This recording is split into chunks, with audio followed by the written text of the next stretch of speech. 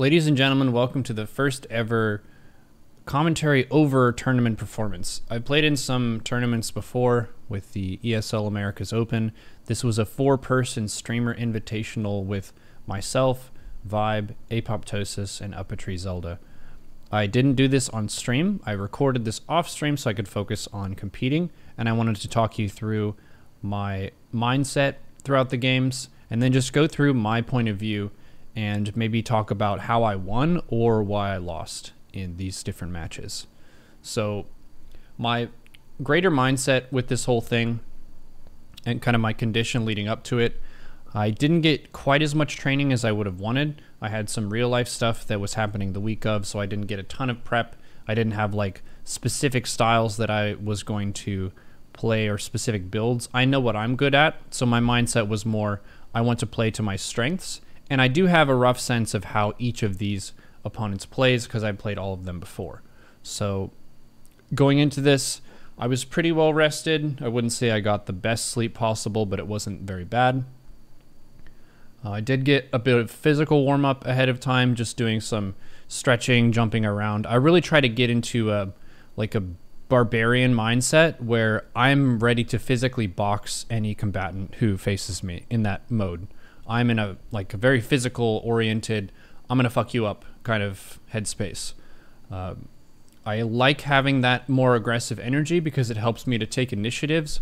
One thing that happens a lot when I'm streaming ladder with commentary is I have more of a backward leaning posture where I'm explaining how the game is going and how the match is developing. I'm saying thank you to people in the chat for their support. We have some conversation about another topic, and it's more instructive. This is more vicious and direct, where these matches were not played with me trying to be funny or trying to entertain people. I'm trying to win. So we'll kind of see some differences in my gameplay here compared to how I normally play. My first opponent was Vibe, and we're playing a best of 3. We did our map vetoes, and our first map is going to be Lightshade. Lightshade is not very weird. It felt like a pretty middle of the road pick. The rush distance is not too long, not too short. In terms of like Aligulac rating and MMR over time, this is me punching up. Vibe would be favored to beat me typically, but I beat him the last time we played in a tournament. We were in one of the ESL Americas Open things, and I beat him in a best of 3. So against Vibe, I feel like I'm not quite as good as him at layer tech. But the way that I've trained Zerg versus Zerg is basically punishing anyone for skipping any step from Ling Speed to Bane Nest to Roach. That window for Zerg in ZVZ has so many opportunities for a player to die. I try to break down ZVZ in 2 different forms. To use a RPG example, you have Barbarian style Zergs and you have Wizard style Zergs. A Barbarian Zerg is someone who is getting their tech and immediately stabbing at their opponent with their tech. If I got Ling Speed, I have Lings in my opponent's face. If I got a Bane Nest, I'm rolling Banes toward their drones. If I get a Roach Warren, I'm going to be hitting them with Roaches. And it's very much like you check. You check for every amount of gas at the opponent. So if I have 100 gas and Ling Speed, I check to see if my opponent spent 100 gas and Ling Speed and if they can keep up with my Lings. If I spent 50 gas into Banes, I check to see if they also did that. Because sometimes they'll go for an upgrade or this or that thing. A Wizard approach is someone who doesn't try to take those aggressive trades, and they usually try to stay back and then cook up something mysterious, and then all of a sudden some upgraded unit just shows up all of a sudden as a bamboozle, and it gives you a really strong edge if you survive and then you reveal a big burst of upgrades. So wall-off builds, Nidus builds, say like a 2-base Muta, something that requires you to be passive for a long amount of time, and then you're suddenly active with a bunch of upgraded stuff. I don't like to play that way. I haven't really trained playing that way. The only time I do Wizard stuff is if I play on Singapore server, Australia server, Brazil server, and ZVZ. I'll do a 2-base Roach wall-off. So the first game here, playing against Vibe, I'm trying to be active with my camera control, just like consistently getting my moves done and then trying to pull the camera away as fast as I can. It allows you to have a good tempo in the early game so the game doesn't suddenly speed up. You're already kind of going at a fast pace. I stacked my workers, so I have 2 workers mining on each patch, and I'm making a 19 Overlord just to be safe. Vibe is the kind of player who never cheeses me. That's one of the nice things about playing against him. He has never 12 pulled me. He's never 13 12'd me. He doesn't even like 17 gas, 16 pool like Ling Bane, which I do against him once, I think. He tends to play fairly defensively and greedily early on. So that's his table image, you could say. If I borrow a poker term, Vibe's table image as a Zerg is greedy. He's not aggressive. And my stance then is going to be the aggressive one. So if he's greedy, I want to be in his face. I want to be messing up his day with a bunch of Ling Bane trades that are very punishing. It's possible that he defends them, so I have the plan to be droning through some of this pressure. But I want to be up in his business every step of the way. He also takes his gas a little bit later than I do, which gives him a little bit more minerals, but it means my speed is done sooner. So here I'm trying to bully his Lings. I have 4 to his 4, but I took a couple good fights. One thing you can look at there too is whenever your Lings start fighting, do I have 4 Lings that are starting to fight? Or 3 or 2? Like, how much effective DPS do you apply as soon as the units start fighting? And you can set up a lot of concaves and things like this, even with small numbers of units. And these little interactions, at most levels of play, they don't really matter too much. At this level of play, they're huge, because that means who gets to morph Banes first and who has tempo in contesting this hatchery. So if you look at this matchup right now as a fighting game, would you say that I'm on the front foot or the back foot? I'm on the front foot right now because I'm at my opponent's third base. I have a third base, but his units are on the back foot. He's defending himself. I'm pressuring him. So I'm leveraging aggression right now. And I want to continue to do that for as long as I can. Because I'm the barbarian Zerg here, and I'm trying to check any amount of gas that he does not spend into Banelings with Banelings. And then I have an Evo behind this. So I have a plan B. Another really nice thing that you can assess in your games is what is your plan A, what is your plan B? If plan A, this Ling Bane pressure doesn't work, what is my thing I can fall back on? +1 ranged attack of Roach. Or I could get Carapace or something else. So I tried to send some Lings into his main. I'm not looking at those Lings, I'm looking at where the majority of my Lings are. I'm sending a Scoutling to see if there are a bunch of Banes over there. And I don't see any, so I'm going to try to pressure his Queen. I'm getting my Roach Horn behind this. My Banes are... yeah, they're going to look for some damage. I did get a Queen, which is a really good pickup. So I have tempo and initiative in this map. And I droned my base behind this and injected my third. Setting my rally points, and I got Carapace here. This was like a day of thing. I did a little bit of research. I watched Cyril versus Raynor, and Cyril killed Raynor on Jagannatha with this kind of approach.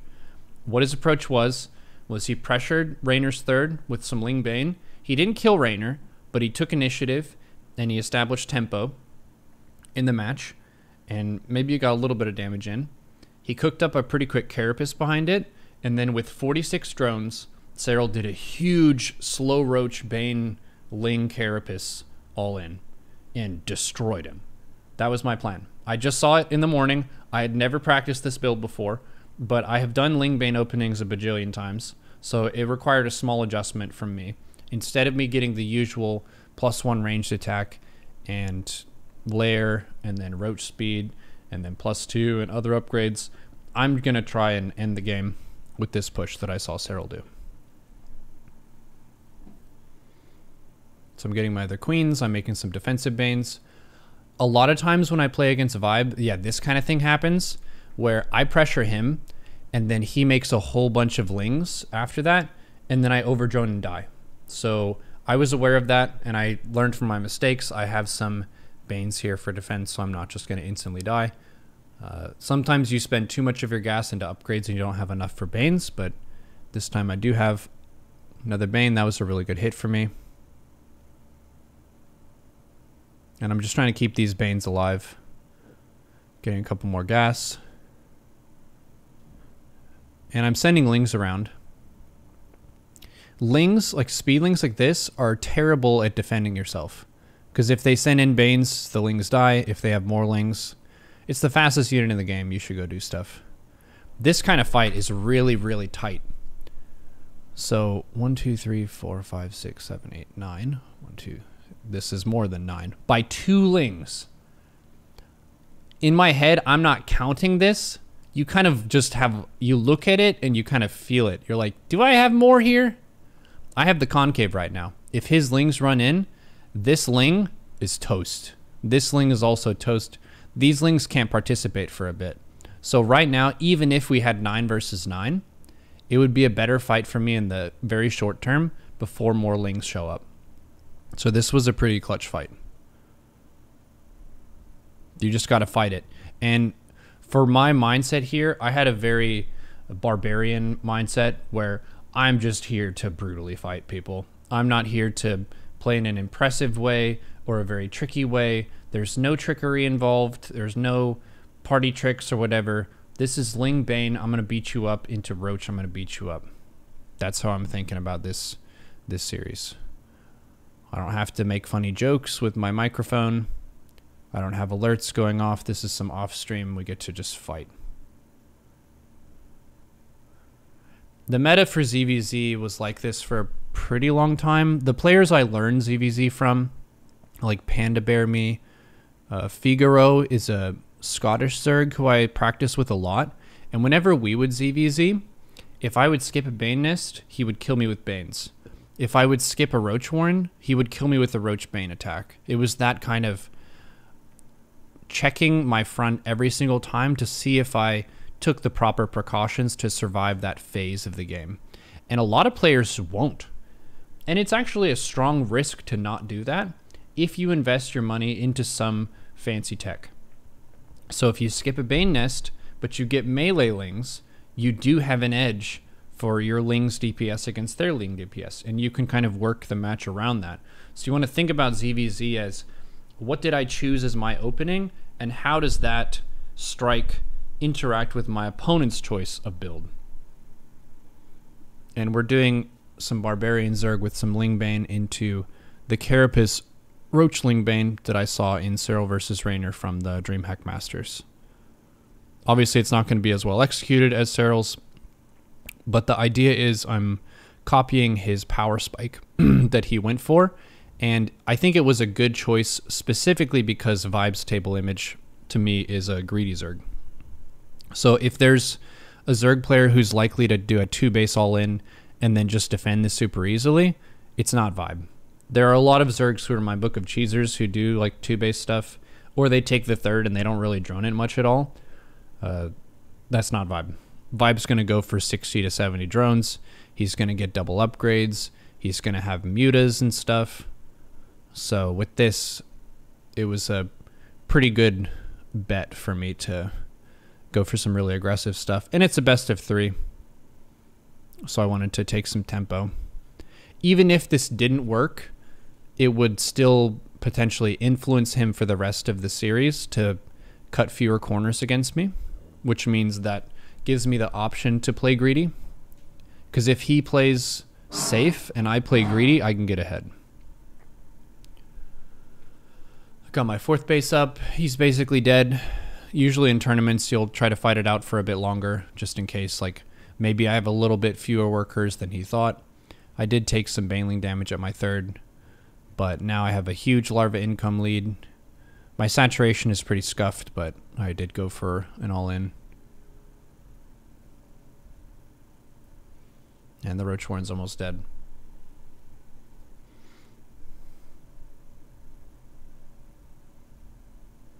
Cool. Got the Roach Warren. Everything is injected. Just continuing to march units across the map. I'm morphing my low Ravagers into Roaches. And the nice thing about this composition is the stuff just takes care of itself, so it doesn't require a ton of micro. But I can focus on my army whenever my bases are injected and I have some upgrade or tech that's rolling behind it.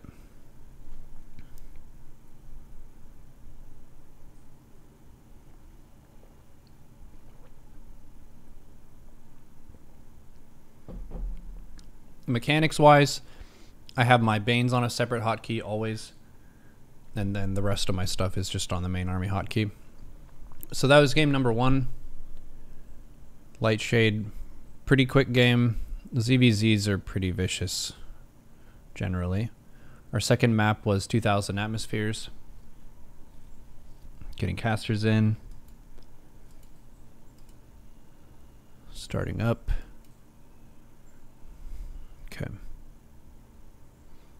So this map, I had also seen Cyril play. Someone uploaded a first-person VOD of Cyril's stream to YouTube. I'm not sure if that was DMCA or not, but nevertheless, I got to see how Cyril plays this map in ZVZ. And he expands with the triangle base instead of the horizontal base. So if you're looking at the mini map down here, he expands, this is the main, to the natural, and then this is the third. I've been enjoying doing that. I've been doing that in all 3 matchups. It gives me the option, if they expand up here, I can attack pretty brutally into that location. And by attacking here, I also defend this base at the same time. So it's a more aggressive choice, but it's also closer by ground rush. If you're just talking about the time that it takes for a unit to walk from your natural to your third, this one is closer. The downside is that it's low ground. This one is high ground. You have rocks over here. So if you want to be greedy and defensive, you can take this base. If you want to have some aggressive options or just have a faster transfer between your bases, you can go for this one. But I'm going for Hatch Gas Pool again. This time I did something that's fairly subtle, but it's different from what I do on ladder. This is an old school opening. I went back to like 4 years ago. This was meta for a short window of time. See what happens. I get 17 supply. I get 18 supply. All these eggs are made. What I normally do is I have the first egg that started morphing rallied to this mineral patch, because that would put me at 2 on each one. And then the next one would be rallied over to the extractor. And then the third one would be rallied over to make a pool. But I just can grab a drone, I think. Or no. Yeah. I just grab a drone. And then I send one to the mineral patch. That's going to mean that I have ling speed advantage for just a couple more seconds. Which might not seem like much of a big deal, but Vibe delays his gas by a little bit. He'll get his pool first sometimes. So I felt like I would have a little bit more wiggle room to pressure his third base with my first lings. And I can maybe pick a queen. We'll see how this develops, but I was trying more of an old school opening. This is not as economical as getting the gas when you have 18 supply just from the rallied egg. I am cutting a little bit of mineral income for the purpose of having a little bit more initiative earlier on. Faster ling speed. We're going for the front foot once again.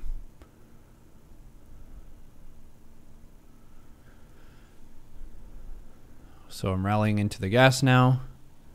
But I think I want to fill this ASAP. 1, using that egg and then pulling in. Yeah. So we already have 3 out of 3. I'm at 14 out of 16. Vibe's probably got 16 out of 16. So he should have a slight mineral lead right now. And I know that I'm signing up for that.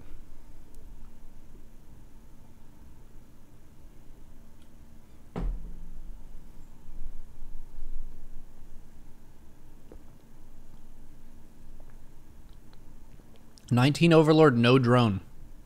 This is different. Why? Because I want to make 6 lings instead of 4. Pulling 1 off gas, pulling 2 off gas, ling speed right away. And then I'm droning now.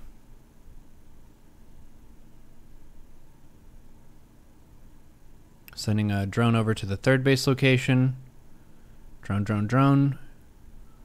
You want to take a 30 supply third base. And I should refill the gas in the main pretty soon. I'm just moving the Lings toward his third. Taking my own third. Inject, inject. Just queen, get out of the way. Rallied the egg into the gas. Okay, got 31 supply. My queens are on a hotkey. He sent his 4 Lings, so they're going to fight together. I'm trying to micro my drones away. Oh, his queen had no support. We're going to go in the main, see what we can find. Oh, that's huge. The surround on the queen. That's the benefit of 6 Lings versus 4. If I had 4, you can't kill that queen. The drone help will mean that they can defend it. But he wasn't paying attention. We got a little bit of an edge because he was trying to micro against my drones and lost his own queen. So this was a really good opener for me. And now he's got to micro his workers. He's got lost mining time. I also messed up his gas income, so I know he can't have Banes. Oh my god. We found the wizard spell. They have a Carapace upgrade. When I saw this, I was like, I'm gonna throw Banes at you until you die. as soon as I see this, and the queen being dead, I'm all in. I could drone a little bit behind this, but I will 100% spend all of this gas and whatever gas I mine for the next 3 to 5 business days into your base. This is the way of the barbarian Zerg. I'm not playing for upgrades. I'm not playing for those power spikes. I'm playing for the unit type power spikes. My Baneling Nest is a little bit late, but I don't really care because I know that he can't really match my Baneling count. So I'm going to throw my edge of Baneling advantage at him pretty much until he dies with the idea of having a larva lead.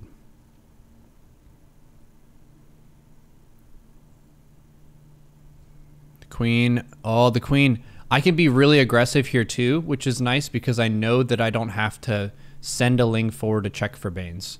Because if he went Bane Nest and then Evo, his upgrade would be much later, and I would have to be more cautious, but I would have a longer time period. In this case, he doesn't have his Bane Nest, so I have no reason to fear clumping up my Lings. I can just go in. If I have more Lings than my opponent, I should just press. So I'm pressing forward here with the front foot. If I kill another queen, that gives me even more of a larva advantage. I'm just Hatch's Larva Zergling right now. Rallying everything, adding it to the army, go back and inject. Fighting here. His upgrade should not be done yet, so I still have a window to be hyper aggressive. And then I'm just gonna hold down the button. He can't match my Bane count, so I just want to push that edge. I also feel pretty safe against Banes. Oh no. That was unfortunate.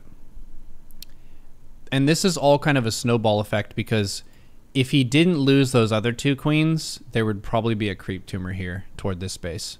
So this is kind of like the first parts didn't go well for him, and now it's getting worse and worse. So he's kind of slowly dying to the pressure here. And it all started from the earlier gas and the 6 Lings. And focusing too much on the Lings that were in my natural, which had a lot less to gain than my Lings in the main did. So I'm just moving Lings if it's good. Surround on a queen again. Inject the base again.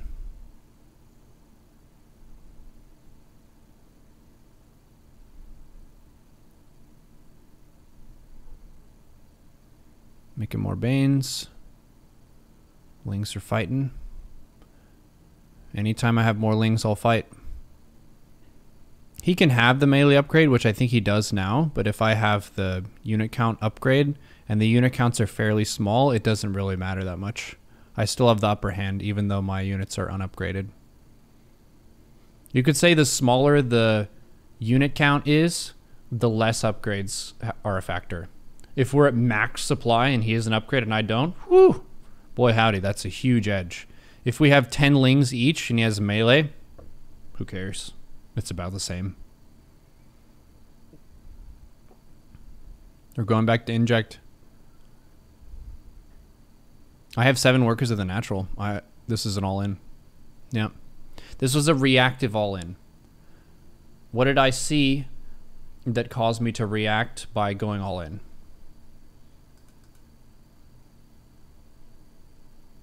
What was the clue?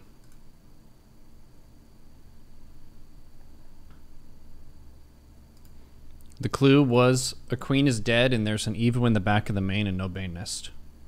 We will Ling Bane all in until the opponent is dead. Because the Evo either has 4 Banelings worth of gas researching or 6 Banelings worth of gas researching if it's Carapace, which means that I am either 4 Banelings or 6 Banelings ahead of my opponent.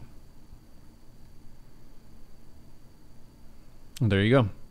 This was a tournament commentary showcasing Barbarian Zerg, me playing in a streamer show match versus Vibe. Hope you enjoyed it. If you have any questions about how this style works, or if you want the replays, I can post these. Yep, I will also do the series against Uppatry Zelda for versus Terran. I lost those series, but I'll also go over them and then articulate what I could have done better. In this case, we got a 2-0, so it was more so, how did we win? What were the edges that I was taking?